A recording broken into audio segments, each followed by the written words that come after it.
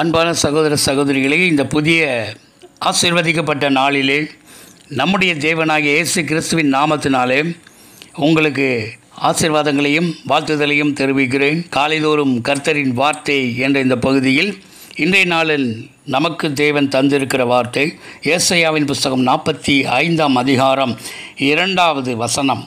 நான் உனக்கு முன்னே போய் கோணலானவைகளை செவ்வையாக்குவேன். ஆண்டவர் நம்முடைய வாழ்க்கையில் கோணலான காரியங்களை செவ்வையாக்க நமக்கு போதுமான தேவனாக இருக்கிறார். அவர் சொல்லுகிறார், நான் உனக்கு முன்னாக போய்.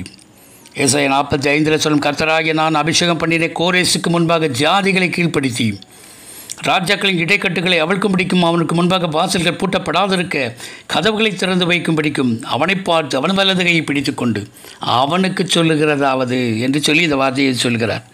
நம்முடைய வாழ்க்கையில் நிறைய தடைகள், முன்னேற்றத்துக்கு, நம்முடைய குடும்ப வாழ்க்கைக்கு முன்னேற்றத்துக்கு, ஆசீர்வாதங்களுக்கு, பலத்துக்கு, விரிவாக்கத்துக்கு தடையான பிரச்சனைகள், நிறைய காரியங்கள் நம்முடைய வாழ்க்கையில் வருகிறது.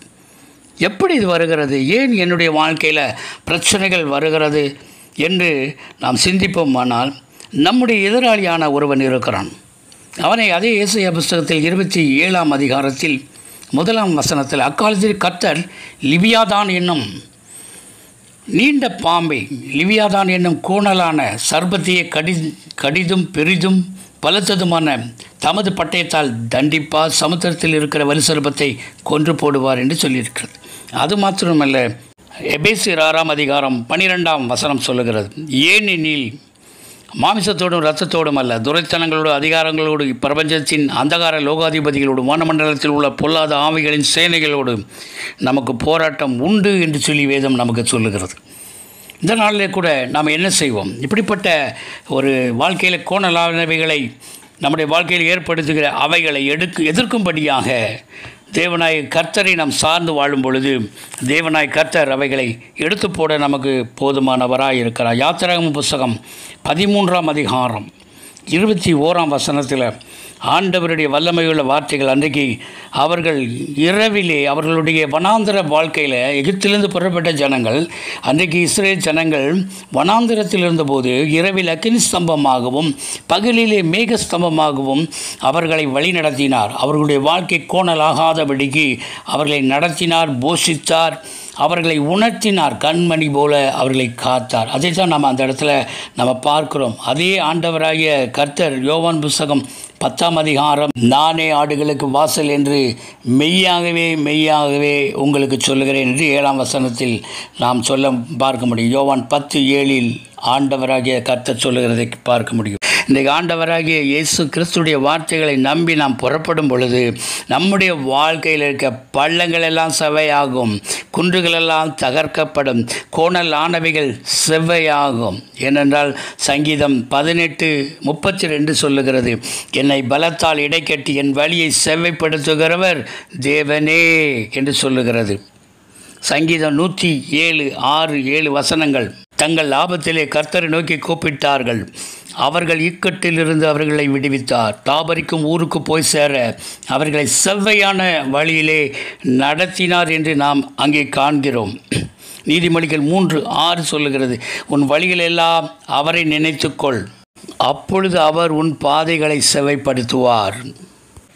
ஏசாயாவின் புஸ்தகம் 42:16, குருடரை அவர்கள் அறியாத வழியிலே நடத்தி அவர்களுக்கு தெரியாத பாதைகளில் அவர்களை அழைத்து கொண்டு வந்து அவர்களுக்கு முன்பாக இருளை வெளிச்சமாகவும் கோணலை செவ்வையும் ஆக்குவேன், இந்த காரியத்தை நான் அவர்களுக்கு செய்து அவர்களை கைவிடாதிருப்பேன் என்று சொல்லி ஆண்டவர் கர்த்தர் நமக்கு சொல்லிக் கொடுக்கிறார். மார்க் 7ஆம் அதிகாரம் 31ஆம் வசனம், மறுபடியும் அவர் தீரு சீதோன் பட்டணங்களின் எல்லைகளை விட்டு புறப்பட்டு தெக்கப்போலியின் எல்லைகளின் வழியாக கலிலேய கடல் அருகே வந்தார்.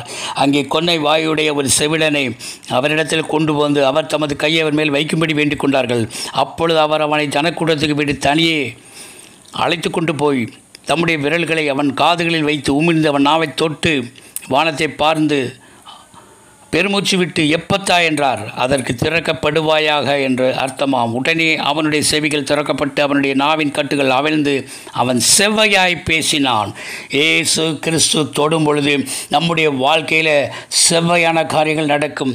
இயேசு கிறிஸ்து நம்மை இந்த நாளிலே பிசாசுடைய காரியங்கள் நம்முடைய வாழ்க்கையை கோணலாகி தாறுமாறான காரியங்களை செய்திருக்குமானால் கர்த்தருடைய நாமத்தினாலே அவைகளை நாம் எடுத்து போட முடியும்.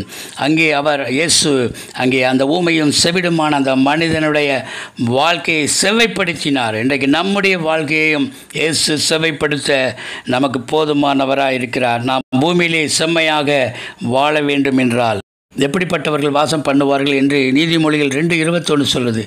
செம்மையானவர்கள் பூமியிலே வாசம் பண்ணுவார்கள், உத்தமர்கள் அதிலே தங்கியிருப்பார்கள் என்று சொல்லியிருக்கிறது. இந்த நாளிலே நம்முடைய ஆண்டவரும் அருமை இரட்சகருமாகிய தேவன் நமக்கு சொல்லிக் கொடுக்கிறார், நான் உனக்கு முன்னே போய் கோணலானவைகளை செவ்வைப்படுத்துவேன். இதை நாம் விசுவாசிப்போம். அந்த வார்த்தைகளை, இந்த தேவனுடைய வார்த்தைகளுக்கு கீழ்ப்படிந்து நடப்போம். கர்த்தர் தம்முடைய பலத்தால் நம்மை இடைக்கட்டி செவ்வையான வழியிலே நம்மை நடத்துவாராக. ஒப்பு கொடுப்போம். கர்த்தர் தாமே இந்த வார்த்தைகளை கேட்குற உங்களை ஆசீர்வதிப்பாராக. God bless you. God bless you.